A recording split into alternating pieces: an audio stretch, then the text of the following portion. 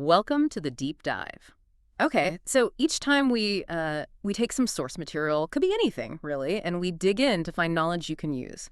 Today, it's a bit different. We're working from personal gardening notes, all focused on just one houseplant, Dieffenbachia seguine. Yeah, it's interesting. We often tackle, big global topics, but sometimes the most profound stuff is hiding right there in, well, the everyday. And Dieffenbachia seguine. Most people probably know it by its more common name, the one that sounds a bit dramatic, Dumbcane. Dumbcane, it definitely catches your attention. And it's kind of fitting because our mission today is using the simple act, buying a plant, to explore bigger ideas, things like commitment, how we view risk, and the whole psychology behind growing something. hmm And the notes we have, they kick off with this really nice emotional bit. It explains why this plant was even chosen. The writer mentioned seeing the Dumbcane at a nursery, and it just clicked. Sparked this vague childhood memory. Apparently their family used to have pots of it around, so it wasn't about trends, more like connecting with the past. That's a great starting point. Because right after that memory, the notes jump straight to the practical side. The big question, what size plant do you actually buy? And this decision, which seems small, actually opens up, well, these two really different ways of approaching pretty much any long-term thing. Exactly. What's really clear in these notes is how they split shoppers into two camps. It's all about their motivation and, crucially, how they feel about investing time. Okay, let's break that down. Path A first. Instant decoration. This is the person who, the notes say, gravitates toward large, mature specimens. Right. Their main goal is pretty straightforward. Aesthetics. They need a plant fully formed to fill space or, complete a room's look. Now, the key bit in the notes is that this works for people who want the plant without the commitment of long-term care. They're buying the end result, maximizing the present. So they're not really signing up for the hobby, are they? They're buying the visual service the plant provides, like getting that big, impressive fig tree today, no growing required. It's just buying something to solve an immediate need, which, fair enough, makes sense for a lot of people. It does, absolutely. But it also says something about their relationship with time versus money, right? There's essentially paying more to outsource the time, the risk, the effort of getting that plant to maturity. The nursery did the work. But then there's the writer of these notes. They call themselves a keen hobbyist gardener, and they totally reject path A. They go for path B, the cultivator's choice. This means picking small seedlings, cuttings, the little guys. And that is what the notes call the learner's path. It's a very deliberate choice. You're choosing the process over the finished product. The aim isn't the immediate wow factor. It's nurturing that little thing into a full-grown plant, which, yeah, obviously takes a lot more personal time and effort. That difference, prioritizing time and process over getting something instantly, that seems to be the absolute core idea here. Choosing the seedling means you're identifying as, well, maybe less of a decorator and more of a project manager, someone in it for the long haul. The notes actually say this suits people interested in propagation. And if you think bigger picture, this isn't just about plants, is it? It's like the difference between spending and investing. Path A is spending, buying a finished thing. Path B is investing in potential. You expect returns later, not just a bigger plant, but skills, knowledge. Okay, that tracks. But still, path B involves a huge time commitment. You're waiting, what, months? Maybe years. For the look you could have just bought off the shelf. So what are the practical reasons? The notes must give some justification for taking this slower, harder route. It can't just be about feeling connected to the process, surely. Oh, definitely not. The logic laid out is actually pretty sound, both strategically and financially. First, the obvious one, cost. Seedlings have a clear, reduced initial cost.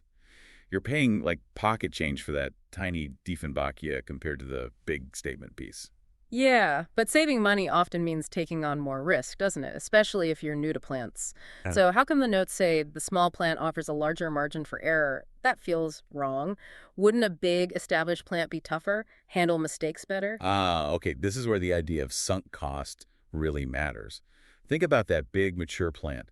It represents years of the nursery's resources, their space, water, labor, expertise. All those costs are baked in. So when you buy it for, let's say, $100, that $100 is the sunk cost of all that history. Right, and if I mess up, overwater it, put it in the wrong spot, and it dies in 2 weeks. Poof.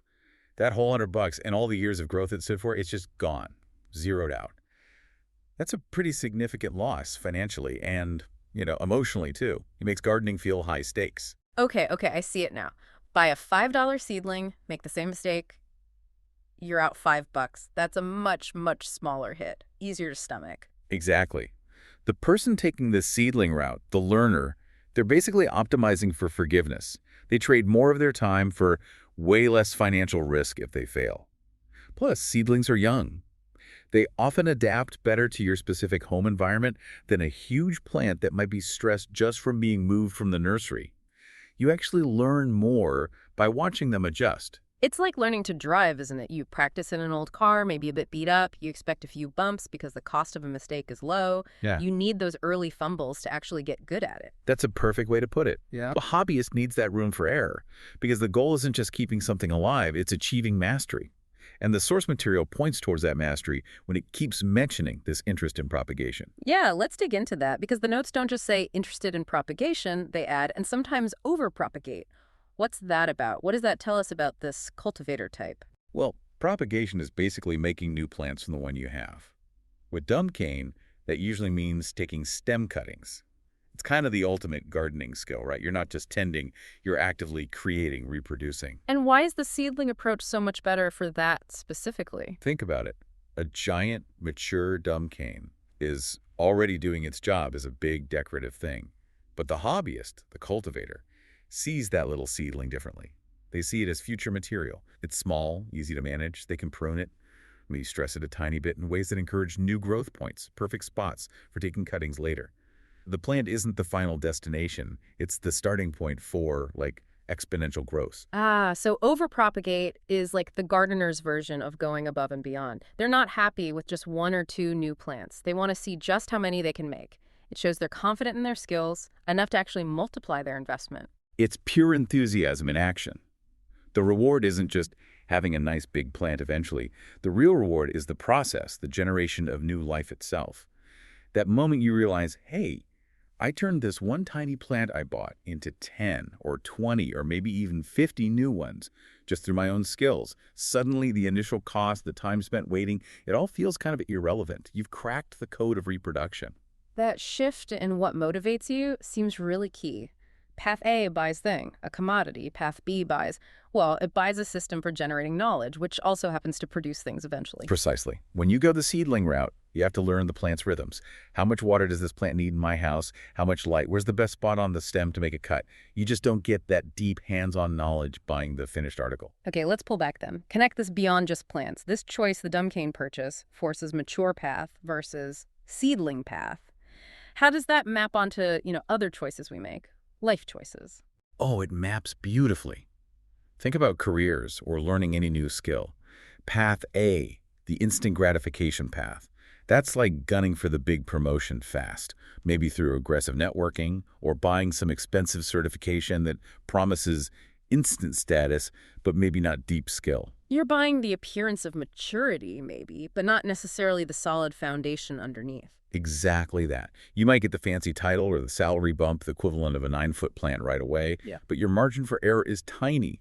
If things change, the market shifts, or a big project comes along that exposes a gap in your actual understanding, the fallout is huge because you haven't built up the skills slowly, patiently, like rooting those cuttings one by one. Whereas Path B, that sounds like the person who deliberately starts smaller, takes the internship, maybe a junior role, pays less initially, but offers more direct learning, more mentorship, more chances to actually do the work. Yes, they're choosing lower initial cost, maybe salary, maybe status, in exchange for that bigger margin for error.